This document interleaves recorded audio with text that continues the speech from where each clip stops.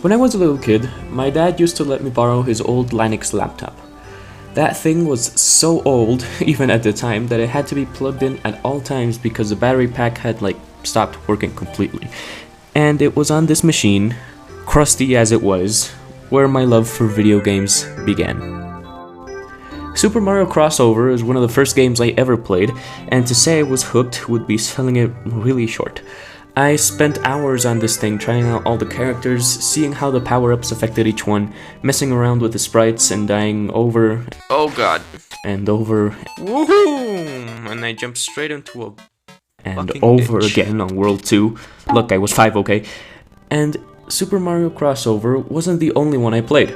I played Ultimate Flash Sonic, I played Mario Zero? And Mario Forever, which I'm pretty sure got my dad 8 toolbars on his browser. And as you could guess from looking at them, these games are not made by Nintendo, they're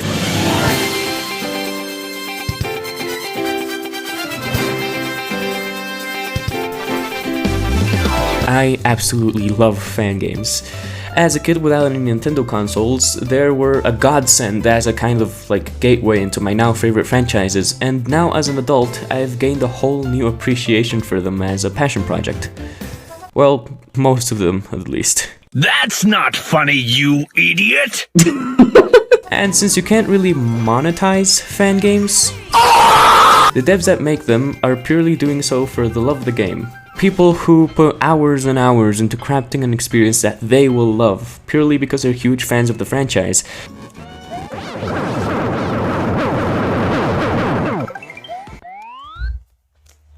The magnum opus. And more often than not, they end up making really unique and enjoyable experiences. And if you ask 7-year-old me, there's no better example than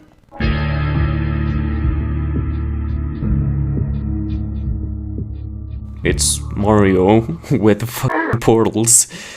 Just hearing that sounds insane. It's based on the OG Mario Bros, and portals aside, it's actually a really good remake of the game. But with portals, it's fucking insane.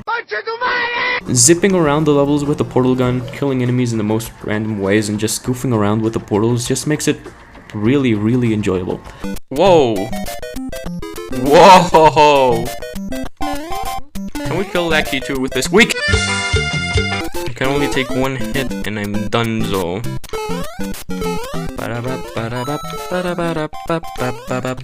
I need to get rid of this buzzy beetle. Jesus. It's the end? I finally got past this stupid ass level? Thank you. Oh my god, I finally did it. I finally did it. I got past World 8-2.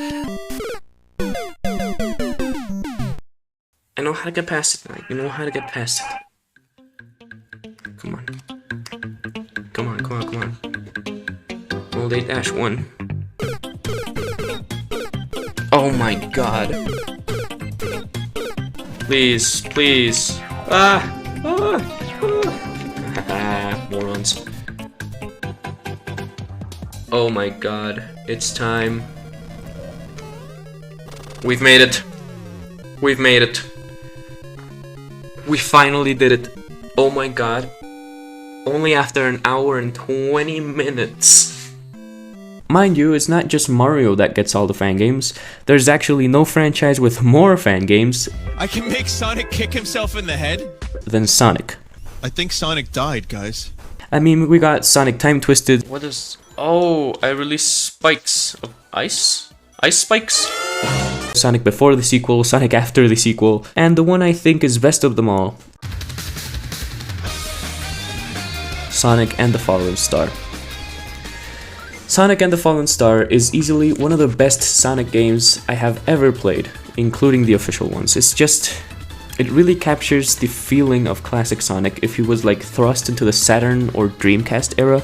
It's really, really good. And aside from the fact that it's fucking gorgeous, it just feels really good to play. Speedy Shoes. Whoa! I know it says Speedy Shoes, but I did not expect them to be that speedy. Jeez. The way it feels when you're zipping around at lightning speed, looking at Sonic's feet turned into goddamn rubber bands as he flies through the loops, it's just insane. And God, the music. The music.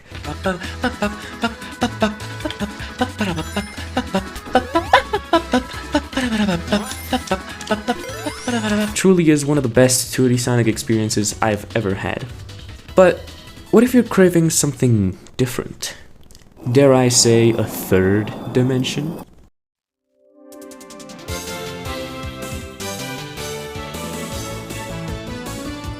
If you've come anywhere near Sonic fan games in your life, then you've probably heard of SRB 2. It's a 3D Sonic game based on the Doom engine, and it's also really good. It has a main campaign which is honestly really fun, although kinda hard to control. I hit the fucking fish.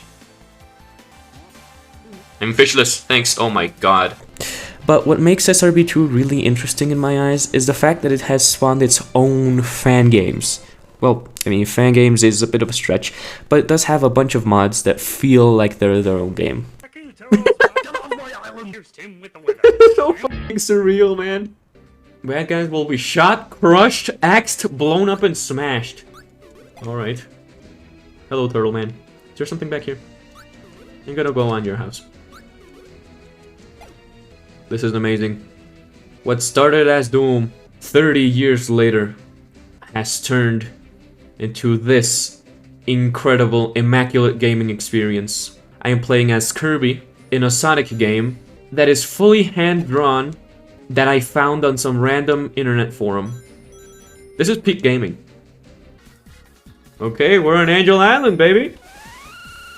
Die. Can I swallow him?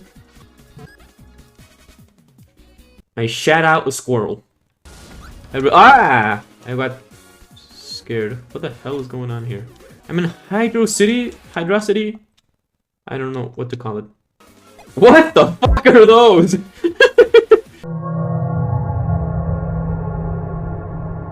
He's obliterating all of these robots, chomping on them like Lucky Charms. Eat them all, Kirby. Ah! I got too greedy. This is Ice Cap. Where? We are an Ice Cap! Winner of 50 votes for the world's best carnival ride. Barrel. Fuck yeah! Is there like a Kirby spin dash? He can turn into a disc, but I don't think so. Kirby aside, which I know, very strong declarations, this is a really well designed level. Holy shit. Nice! In 5 minutes flat. Angel Island run. Oh shit. Curb! I'm sorry to say, I don't think you're fast enough for this. Come on, come on, come on. As fast as your little legs can take you. Eat the monkey! No! Hey, you forget about me? Well, there's still a lot more, you know. There's mods that chuck Robo Blast 2 Sonic into basically any zone from the Hedgehog's history you can think of. Emerald Coast. Oh yeah! This is happening! Oh, brother, this guy stinks! Green Hill. Ah! Okay. Marble Zone for all 5 of us Marble Zone fans. I think this music is what slugs would play at a fancy slug restaurant. And even some mods that fully changed the way Sonic behaves. There's one that turns him into Adventure Sonic, Junio Sonic, Modern Sonic. Hell, you can even play as 06 Sonic if that's what you're into. And since Robo Blast 2 is based off the Doom engine, the possibilities are basically endless. And there's no better example than SRB2 Kart, a mod that turns the whole game into a fucking Mario Kart style racing extravaganza. Fan games, and by extension mods, are not a recent medium. They're not the same, but I feel they come from the same passion and love for a franchise that I like feel at liberty to clump them up into one, you know? They've existed for many years, and some have even been turned into fully fledged games. Team Fortress, for example, started out as a mod for Quake. Then Valve did their Valve magic and swooped in and hired them to make it an official game. The Stanley Parable also started out as a mod of Half-Life 2, but was later remade in the Source engine. These kinds of projects that stem from the existence of another franchise loved by a developer feel to me like the ultimate passion project. Something you pour blood, sweat and tears into just to finalize a vision of something you love. I really like them because many times they reflect that specific person's enjoyment of the franchise. And you can learn what they like, what they don't like, and what twists they came up to like mess with the standard formula. And they motivated me as a little 10-year-old to ask my dad to teach me Visual Basic because I wanted to make a Back to the Future fan game called Super Marty. Of course, I never really got anywhere. It can't be done, can it? But the feeling that I could just make a Mario game, a Sonic game, whatever, and like bring to life the vision or the idea of the game that I had always dreamed about playing, it's what led me to download my first game engine, to join my first game jam, to actually feel like I could make a game. And they're always gonna hold a special place in my heart. That's why I love fan games.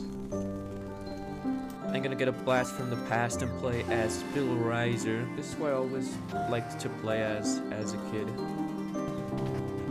I don't know why. I really like the idea of seeing this like Rambo style guy, like, I don't know, in the Mario world, I guess.